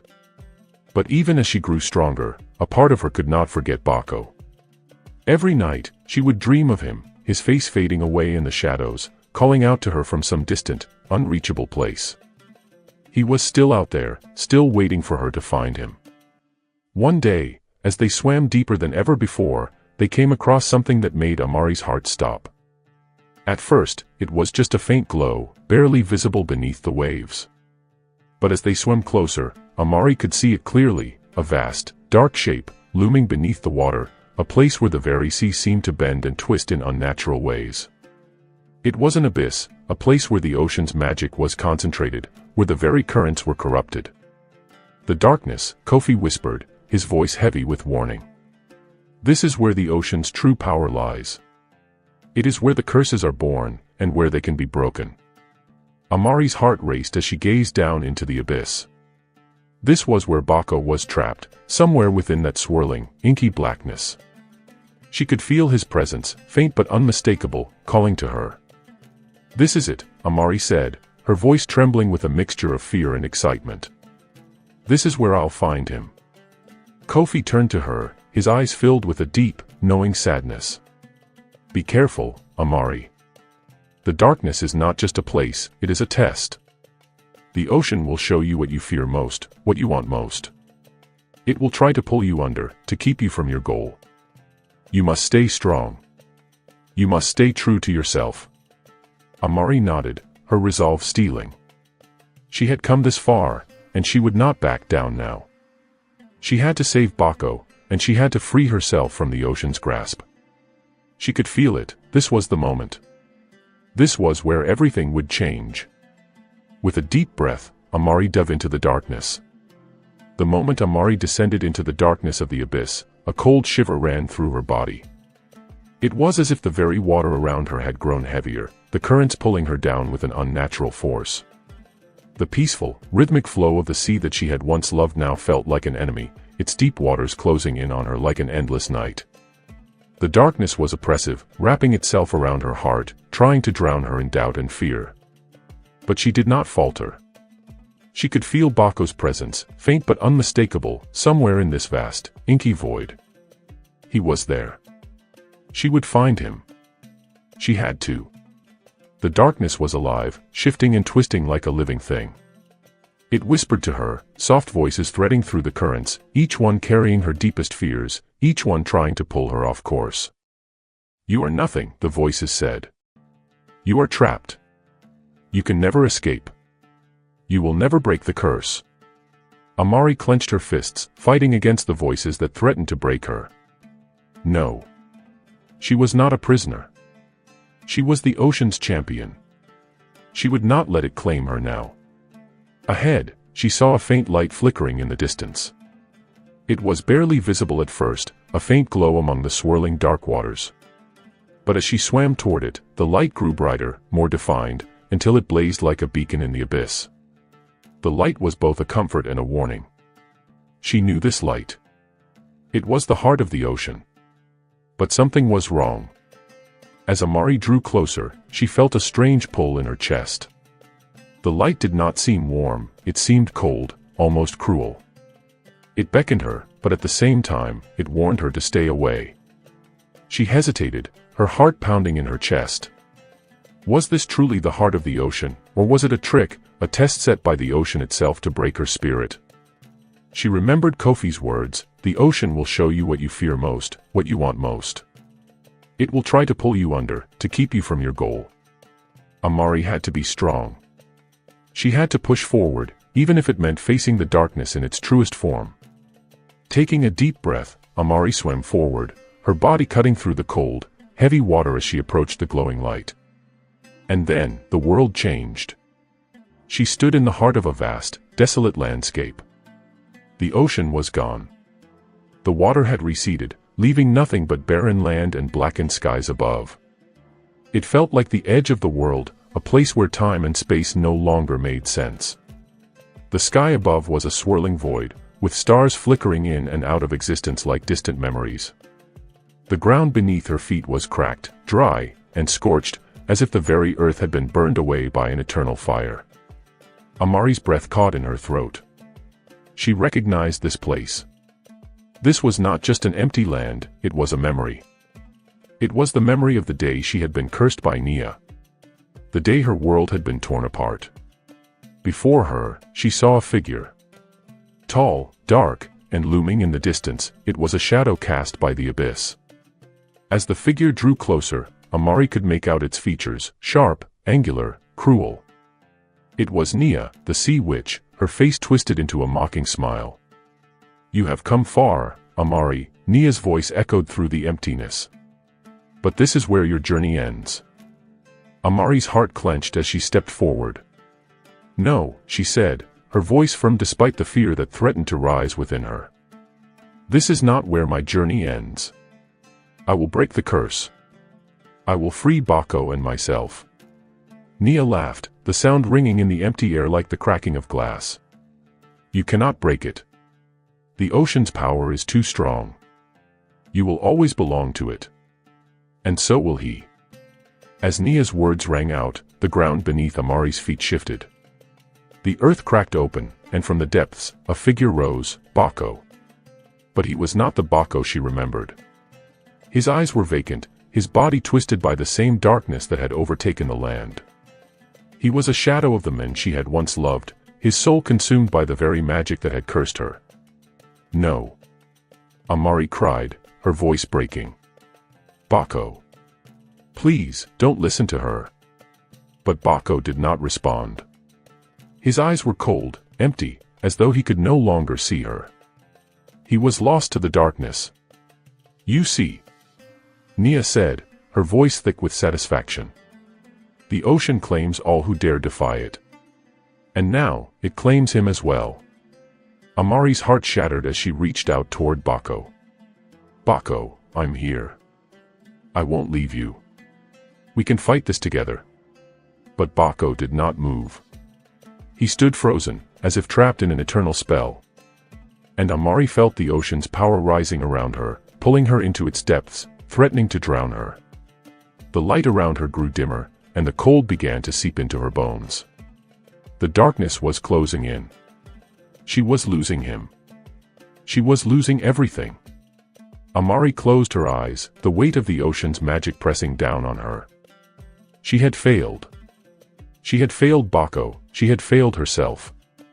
The ocean had claimed them both, and there was no escaping its grip. But then, a voice rose from deep within her, her own voice, her own strength. "No," Amari whispered. "I will not give up. Not now. Not ever." She opened her eyes, and for the first time, she saw the ocean for what it truly was, not a force of darkness, but a force of life. A force that could be shaped, that could be tamed, that could be embraced. The ocean was not just a curse. It was a gift she had yet to fully understand. With a surge of power, Amari reached out and touched Bako. As her fingers made contact with his cold skin, she felt a pulse of magic, a connection that ran deeper than the darkest depths of the sea. The ocean was in her. It had always been in her. And now, she would use that power, not to drown, but to rise. The darkness began to recede, the shadows lifting as the light of the ocean's true magic filled the space. Bako's eyes flickered, and slowly, he began to return to himself. "Amari," he whispered, his voice barely audible. "I'm here," she said, her voice filled with both relief and determination. "We're going to make it out of here. Together." As Bako's form began to solidify, the land around them shifted. The barren landscape began to heal, the skies clearing, the water returning to its natural state. The abyss began to break apart, its power dissolving as Amari's strength rose to meet it. But even as the darkness retreated, Amari knew that their journey was far from over. This was just one battle, a single step on a much larger path. The ocean had not surrendered, and Nia was still out there, waiting. But for the first time in a long while, Amari felt hope. She had learned the truth about herself, about the ocean, and about her bond with Bako. Together, they could face whatever the ocean had in store. And together, they would break the curse. The moment Bako regained his senses, Amari felt a rush of relief. His warm hand clasped hers, and for the first time since the curse had been placed on her, she felt a sense of peace. The darkness that had once engulfed them both was fading, and the light of the ocean, the true, radiant magic of the sea, filled the air with a sense of renewal. Yet, despite the victory they had just claimed, the fear that lingered in the depths of her heart was undeniable. Nia, the sea witch, was not defeated. The ocean's magic still held sway over them, and Amari knew that this was just one battle won in a war that had yet to reach its true conclusion. Bako, still adjusting to his regained clarity, looked at Amari with gratitude and confusion. "Amari, is this real? The curse, it's gone." He took in his surroundings, his eyes darting nervously as if expecting the darkness to return at any moment. "It's real," Amari whispered, her voice filled with both certainty and apprehension. "But the curse is not over. Nia still controls much of the ocean. We've only broken a small part of it." Bako frowned, his brow furrowing. "Then what do we do? How do we defeat her?" Amari turned her gaze to the horizon, where the ocean's waves shimmered under the glow of a fading sun. It felt like a lifetime ago that she had been a simple girl in the village of Azarim, dreaming of adventure. Now, she was part of something far greater than she could have ever imagined, a force of nature, caught between two worlds, with only her will to guide her forward. "We fight together," Amari said, her voice steady and full of resolve. "And we will find the heart of the ocean, the true source of its power. Only by confronting the source of the magic that cursed us can we break free." Bako nodded slowly, his eyes hardening with determination. He had always been brave, but now, with Amari by his side, he was ready to face whatever lay ahead. They had already been through so much together, the tests of the ocean, the curse, the darkness, and they had come out stronger. Now, they would face the heart of the ocean itself. For days, they journeyed deeper into the unknown parts of the sea. The ocean grew stranger and more beautiful as they swam, the waters becoming warmer, the light growing more ethereal. The creatures of the deep, once fearful and wild, seemed to acknowledge their presence, some guiding them with gentle currents, while others watched from the shadows, as though waiting for something. Amari felt the power of the ocean growing around her, its energy swirling like a living entity. The heart of the ocean was near, she could feel it, but it was not an easy path. The ocean was testing them once again. The closer they came to the source of its magic, the more intense the currents became, the more erratic the creatures of the sea grew. Bako, ever the warrior, was ready to face whatever challenges the ocean would throw at them. But Amari, despite her growing power, could sense that something was wrong. The ocean wasn't just testing them, it was trying to hold them back, to pull them into its depths. On the 6th day of their journey, they came to a place where the ocean seemed to grow still, its vast waters calm and unbroken. But as they ventured deeper, the stillness began to feel suffocating, like the calm before a storm. Amari's heart quickened. The air felt thick, and her skin prickled with a strange energy. She knew they had arrived. Before them, the ocean's surface broke open like a giant wound, revealing an enormous, glowing structure beneath the waters. It was the heart of the ocean, a towering, crystalline formation that pulsed with an otherworldly light. The magic of the ocean seemed to flow through it, a never-ending current that stretched deep into the ocean's core. And there, at the base of the heart, stood Nia. She was no longer the sea witch Amari had known. She had become something far more terrifying, her form twisted by the very magic she had controlled. Her skin glowed with an eerie, otherworldly radiance, and her eyes were black voids, hollow and full of rage. She had become one with the ocean's power. "You've come," Nia said, her voice echoing through the waters, both calm and terrifying. "I knew you would. You cannot resist the heart of the ocean. You cannot escape its pull." Amari's heart clenched. There was no going back now. This was the moment they had been preparing for, the moment they would face Nia and the true source of the curse. But Amari could feel the weight of the ocean's magic pressing down on them both. This would not be easy. "We didn't come to escape," Amari said, her voice ringing clear and strong. "We came to end the curse. To break your hold over the ocean." Nia smiled, a cruel and knowing smile. "You think you can defeat me," she hissed. "I am the ocean. I am its heart. The power I possess is beyond anything you can imagine. You were nothing before me, and you will be nothing again." Bako stepped forward, his fists clenched. "We're not afraid of you, Nia. We've already beaten your darkness. We will fight for the ocean, for everything we love." Nia's laugh echoed through the water like a thunderclap. "Then you are more foolish than I thought," she said, her voice dripping with malice.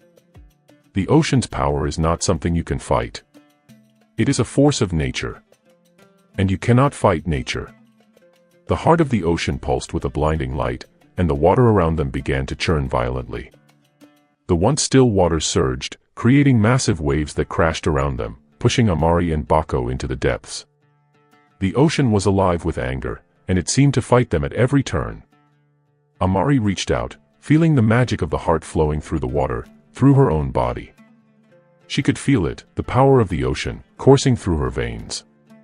It was both beautiful and terrifying.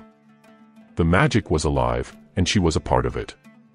But as the waves crashed around her, she knew she couldn't fight it with strength alone. The ocean was not something that could be defeated by force. She had to use her bond with it, her connection to the ocean's true magic. She closed her eyes, letting the water wash over her, letting the ocean speak to her in its own way. She could feel its pulse, its rhythm. She could hear its song, ancient and beautiful, calling her to listen. The ocean was not just a force of destruction. It was a force of life. It was a force that could be shaped, that could be healed. And Amari knew what she had to do. With a deep breath, she reached out, letting the power of the ocean flow through her. She called to it, not as a warrior, but as a daughter, as a child of the sea.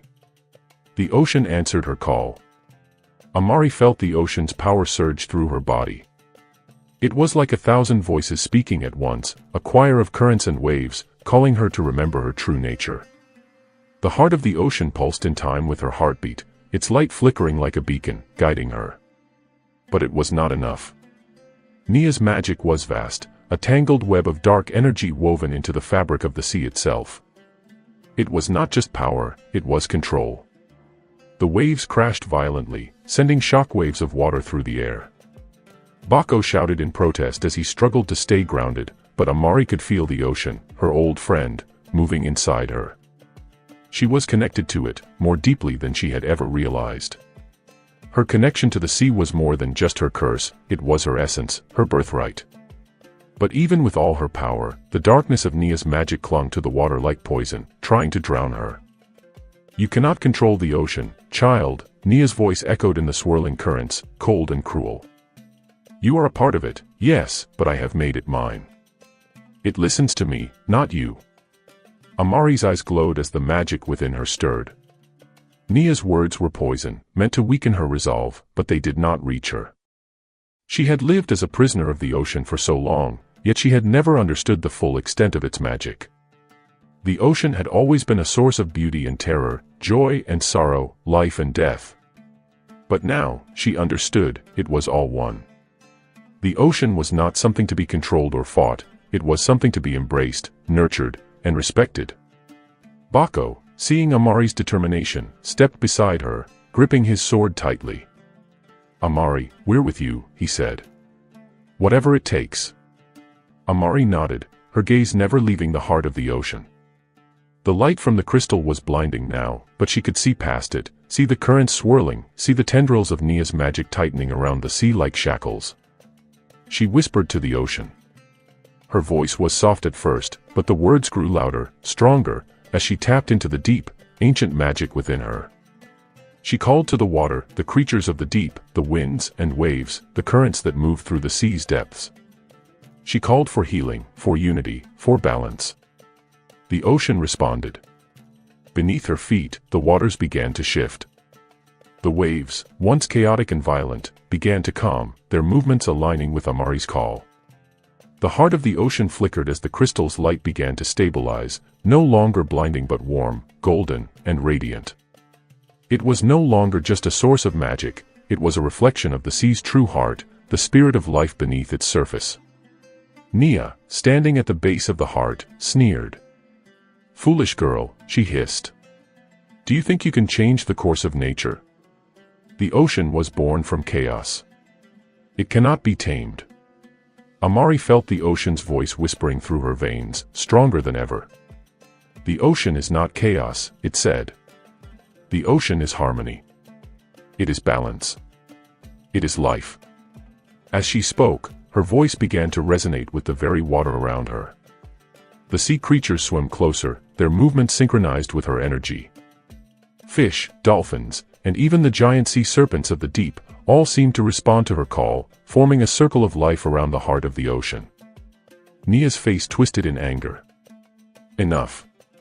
You cannot control me. I am the heart of the sea. You are nothing. The sea witch raised her arms, and the waters surged, darker and colder. A violent wave of magic crashed toward Amari, but she was ready.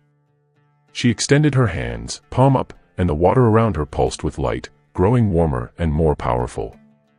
The currents swirled with a newfound strength, reflecting the deep connection between Amari and the ocean. The heart of the ocean, sensing the shift, began to glow brighter. For a moment, time seemed to freeze. Amari's heart beat in sync with the ocean's rhythm. She felt every drop of water, every breath of the sea, every ripple of energy coursing through her. The curse that had once bound her seemed to dissolve, as if the very essence of the ocean was being restored. She was not its prisoner, she was its daughter, its protector. She was the bridge between the land and the sea. With a final, decisive motion, Amari raised her hands high, and the sea responded. The magic of the ocean swelled within her, breaking through the veil of darkness that had held Nia captive for so long. The ocean's true power surged forward, flooding Nia's magic with light. No. Nia screamed, her body twisting and warping as the light consumed her. This cannot be. I am the ocean's master. But Amari's power was stronger. The ocean was hers, not to control, but to nurture.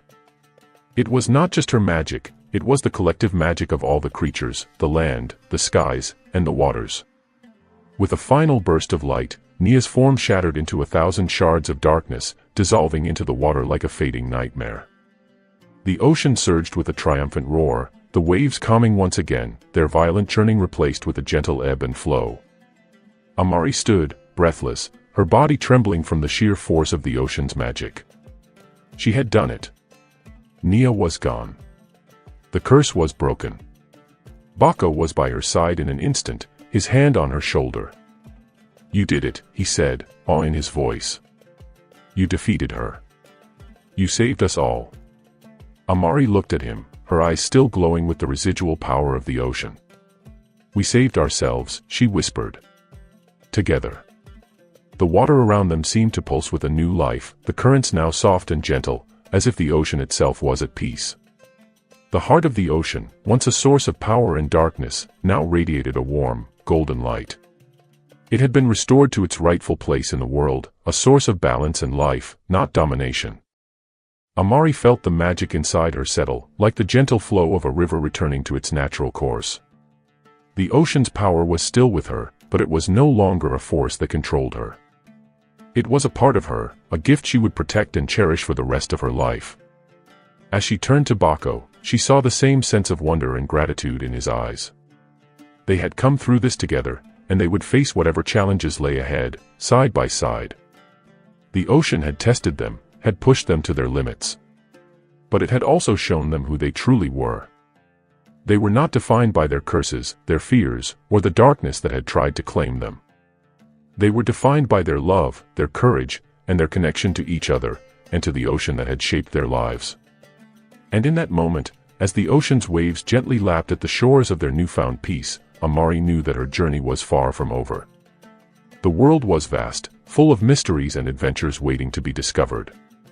But no matter where the tides took them, she would always be a part of the ocean, and the ocean would always be a part of her. The battle was over. The ocean had been freed from the darkness that had once plagued it, and the curse that had bound Amari to the sea had been broken. The heart of the ocean, now a symbol of hope and renewal, pulsed with the radiant light of life. It was a beacon that would guide the ocean back to its natural state, balanced and at peace. Amari and Bako stood on the shore, watching the waves wash over the sand.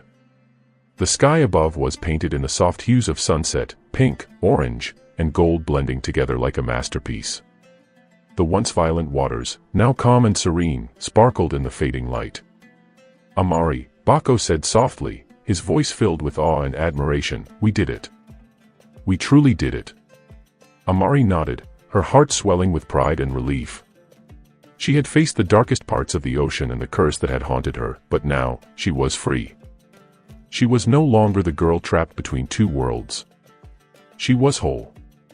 As the sun dipped below the horizon, Amari turned to Bako. "Yes, we did it. But we couldn't have done it without each other.